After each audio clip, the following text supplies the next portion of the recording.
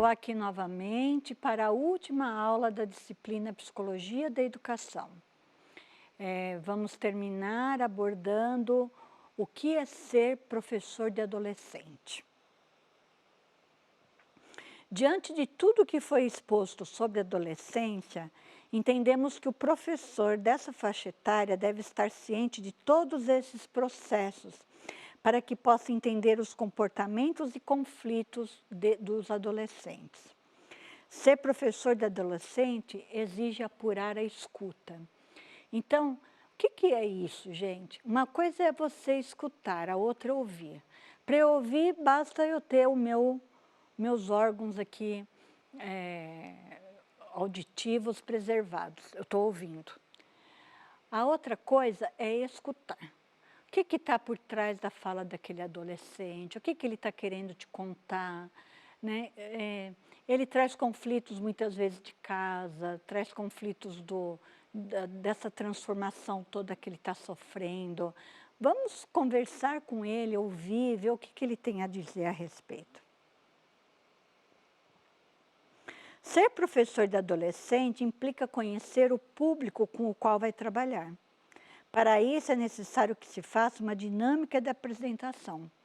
Podem sugerir que digam o nome, a idade, data de nascimento, lugar de moradia, quem mora na casa, quantos irmãos ele tem, estado civil, porque muitos jovens moram juntos com companheiros e companheiras já com seus 17 anos, às vezes até menos. Time que torce, esporte favorito, estilo de música favorita, leitura favorita, o que mais gosta, o que menos gosta, enfim. E aí eu mostro para vocês aquele texto, vamos chamar de uma redação, de quem sou eu. Então, pegando todos esses tópicos apresentados aqui, o jovem vai escrever quem sou eu. Então, pedi para que ele escreva um pequeno texto relatando quem é ele, baseando-se nas respostas das consígnas anteriores.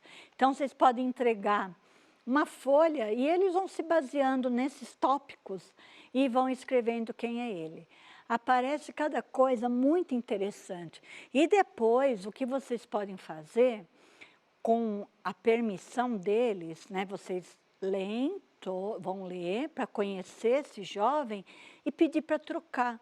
Olha, quem que você quer que leia o que você escreveu?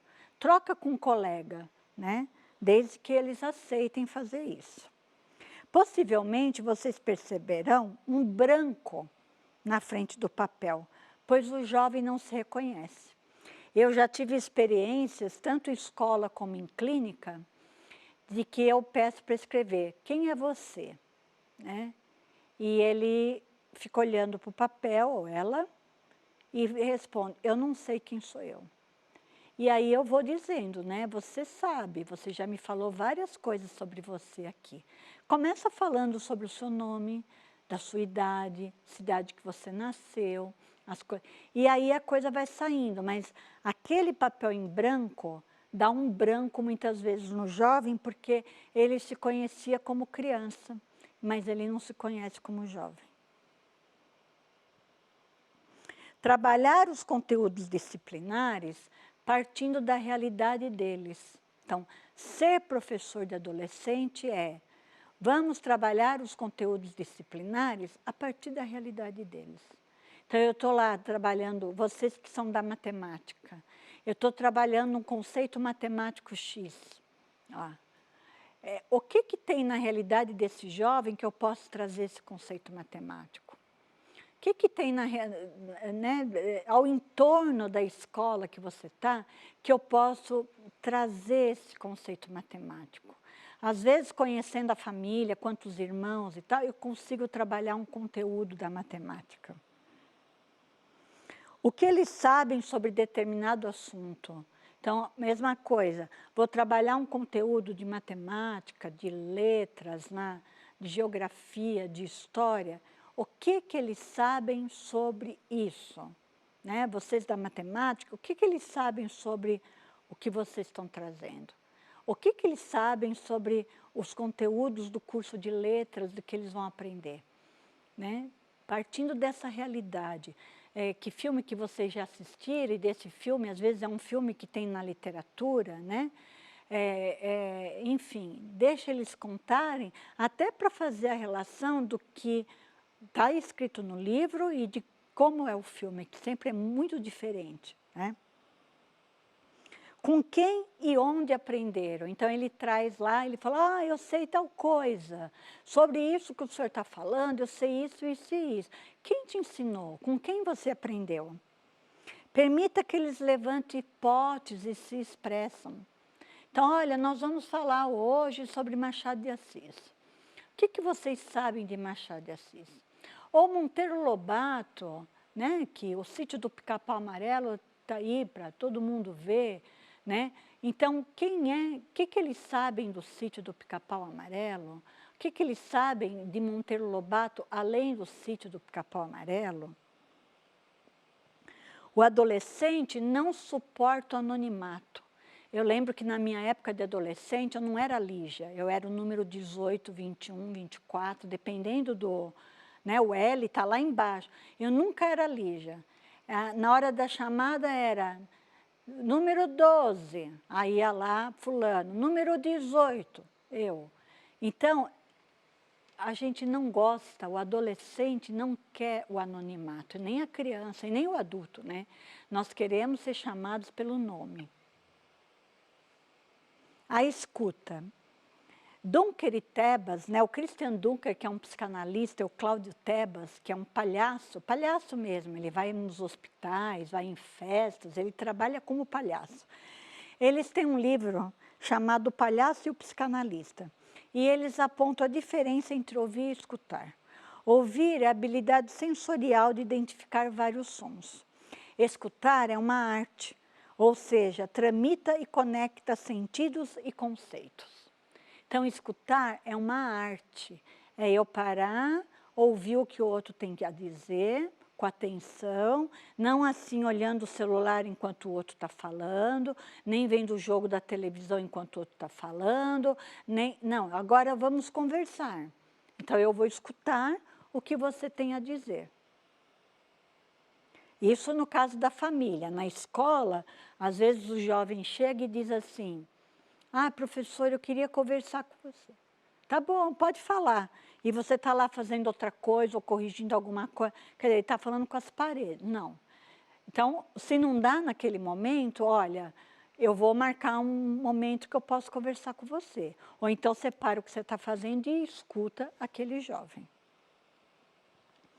A escuta, segundo alguns autores, e entre elas, né, o Dunker, o Tebas e outros autores que falam sobre escuta, é uma experiência que se modifica nos diferentes encontros.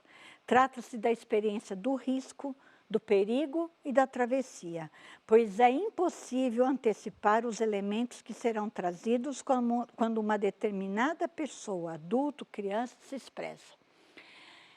Eu já tive a possibilidade, infelizmente, de ouvir de uma jovem na escola que ela foi violentada.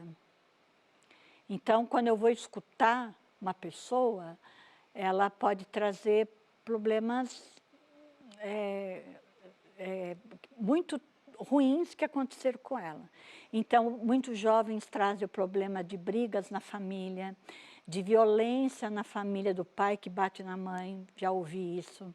Trazem questão de o pai alcoólatra, traz a questão do pai que está no tráfico, que foi preso, traz a questão da mãe que, olha, é de tudo. Então, por isso, ouvir é uma experiência de risco, porque a gente não sabe o que ele vai nos falar, né? Então, nós temos que estar abertos a essa escuta e ajudar esse jovem dentro do limite das nossas possibilidades. Porque se você não se sente preparado para conversar com ele, olha, eu entendo o que você está falando, mas nesse momento eu não sei como te ajudar. Mas eu vou pesquisar, vou conversar com alguém para que eu possa te ajudar. Ser professor de adolescente implica saber que esses sujeitos se encontram no estágio das operações formais, como diz o Piaget. Lidam com a inteligência hipotético-dedutiva, apresentando maior capacidade de abstração, predições, fazendo relações entre o possível e o real, porque nem tudo aquilo que é possível eu posso fazer, realizando operações mentais e cada vez mais complexas. Claro que muitos jovens, independente da idade, por causa do contexto social e cultural, nem sempre eles ainda atingiram o estágio que a gente gostaria, ou que eles deveriam estar. Para isso eu tenho que ter um olhar, principalmente depois de 2 anos de pandemia, que os jovens ficaram fora da escola, muitos não tiveram acesso à internet, e eles ficaram realmente muito defasados na aprendizagem, e que isso tem que ser retomado aos poucos, né? Primeiro olhando para as perdas que eles tiveram, para depois olhar para essa recuperação de aprendizagem, porque eu não recupero perda sem olhar para a angústia que esse jovem está sofrendo, ou essa criança, né? Nessa fase, há o amadurecimento de funções cognitivas, como flexibilidade do pensamento, planejamento, atenção e memória, além de outras funções importantes para a aquisição de conhecimento. O jovem gosta muito de mostrar aquilo que ele sabe fazer. Então, tem jovem que é muito bom na pintura, tem jovem que é bom no esporte, tem jovem que é bom em outro tipo de arte, que sabe tocar violão, um instrumento. Pergunta para ele. Às vezes você tem lá na sala de aula uma pessoa que toca violão e o outro toca outro instrumento. E por que não reunir esse jovem para um dia apresentar algo lá na classe ou até na própria escola? Rotina escolar. Quando criança, um professor, agora 6 ou mais, portanto, há a perda de vínculo. Como consequência desse fenômeno, os adolescentes perdem essa referência de ensino e têm necessidade de desenvolver formas mais autônomas de gerenciar seu aprendizado. Então, assim, o que acontece aqui? Quando a criança é pequena, normalmente o professor está mais próximo dela. Nem sempre isso acontece também, mas está mais próximo dela. Quando o jovem cresce, quando essa criança cresce, se torna um adolescente, ele tem que ter mais autonomia. Isso é fundamental, mas ele ainda necessita do professor, tá? Então, a gente tem que dar autonomia para esse adolescente, mas não dizendo, ó, se vira e se vira. Ele não sabe se virar. Se fosse para ele se virar sozinho, não precisava da escola, né? Nem do professor. Então, ele precisa do apoio, muitas vezes, para que ele possa desenvolver determinada proposta pedagógica. Ser professor de adolescente não é fácil, eu já vou dizer isso para vocês. É extremamente gratificante, porque eu vivi essa situação como coordenadora de uma escola. Na realidade, eu não era professora de adolescente, mas eu coordenava uma escola de ensino fundamental 2 e médio, e eu tinha muita conversa com adolescente, muita. Eu ouvi coisas que eu não gostaria de ter ouvido, mas infelizmente, né, faz parte do nosso trabalho. E quando eles se sentem acolhidos, vocês ganharam esse jovem. É a questão da transferência que Freud fala para a gente, né? Essa transferência positiva. Ele olha para esse professor, muitas vezes, como aquele pai que ele não teve, ou que não dá a atenção que ele gostaria de dar. Ele olha para essa professora como aquela mãe, né, que está dando esse suporte para ele. Então, essa relação transferencial é que vai fazer com que a aprendizagem ocorra e que vai fazer com que o vínculo seja cada vez mais solidificado. Muito obrigada por todos esses momentos que estivemos juntos. Espero que vocês tenham gostado, aproveitado e, quem sabe, nos encontramos em outras oportunidades. Até!